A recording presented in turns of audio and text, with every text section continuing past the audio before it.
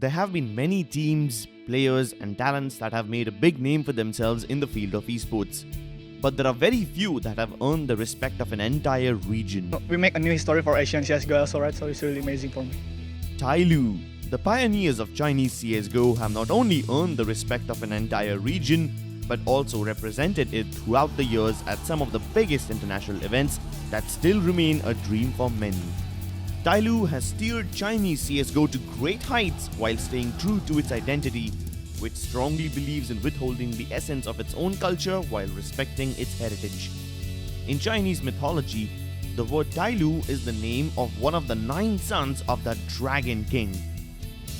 Formed in the year 2007, Tyloo was founded by Mr. Cheng Wang, who is a big esports fan and a supporter himself.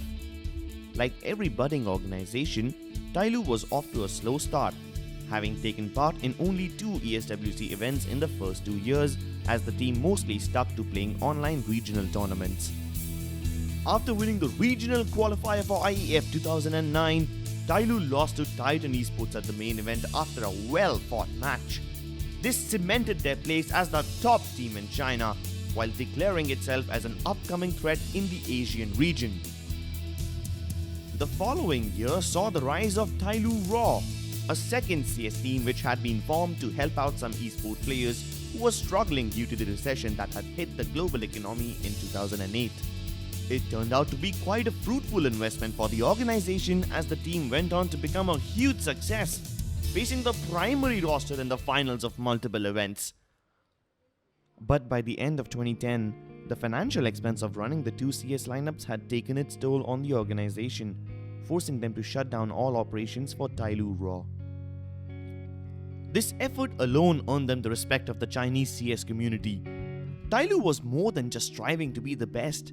They actually believed and worked towards the upliftment of esports within the region. The next 2 years witnessed steady growth for Tyloo as they retained the top spot within China after winning multiple tournaments like Esports Champion League 2012, Season 1, 3 and 4, the K1 League 2012, 5ePlay Esports Invitational and the World Cyber Games 2012. In 2013, the organization shifted from CS 1.6 to CSGO. The switch came with a new roster consisting of Mo, Didi, KZ, Rita and 8Z. Together, this new roster played a combination of CSGO and CS 1.6 events, as the Chinese region hadn't quite caught up yet with the change. While Tyloo were dominant in the regional circuit once again, the highlight for the year was an impressive 7th-8 finish at the MSI Beat It 2013, which etched their name as an upcoming threat from Asia.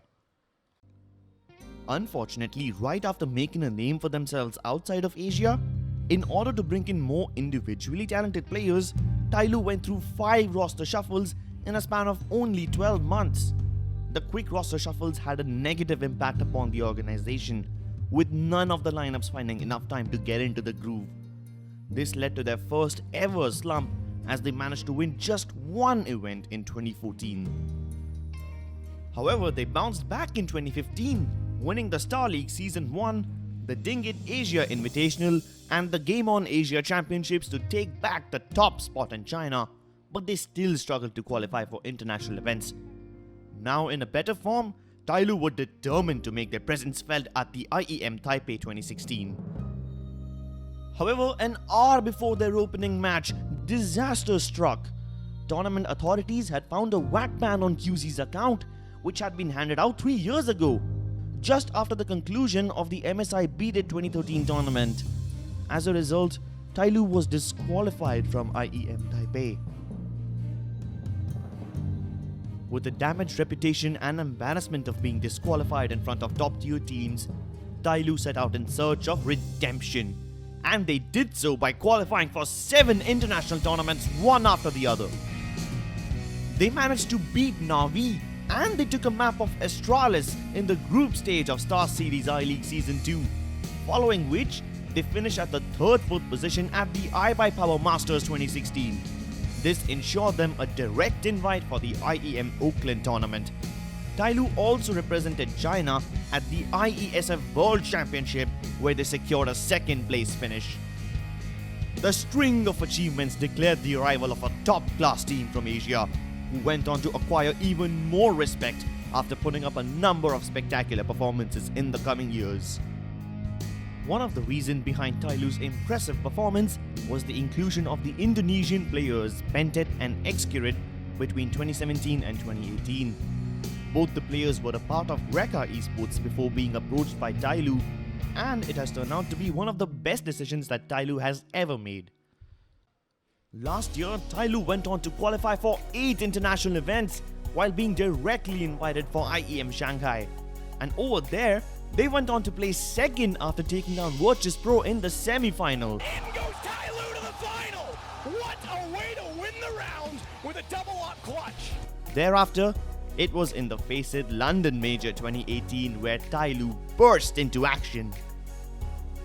Making their way into the challenger stage via the Asia Minor, Tyloo were considered to be the heavy underdog into winning the competition. With no pressure upon them, the Chinese squad went on to defeat Gambit, Renegades and Spirit while putting up a hard fight against both NIP and Optic as they qualified for the Legend stage. The Asian supporters went crazy, astonished by the fact that the team from their region was competing with some of the best teams in the world. They thought that this was a big enough achievement for Tyloo and that they will be quite content with themselves.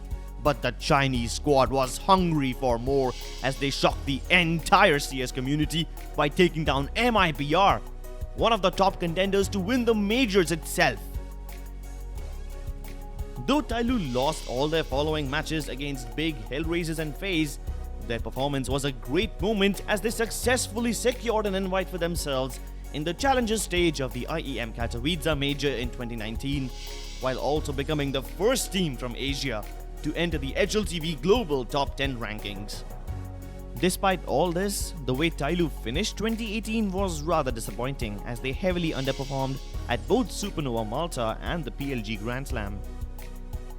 2019 started off with a huge shuffle for Tyloo, who lost 2 of their long-standing players as Mo decided to retire, whereas DD left the organization. The two were immediately replaced by Attacker and Summer, along with John Ta joining as the new coach. With a new roster being guided by an experienced coach, Tyloo went into the IEM Katowice 2019, which was also their first event of the year.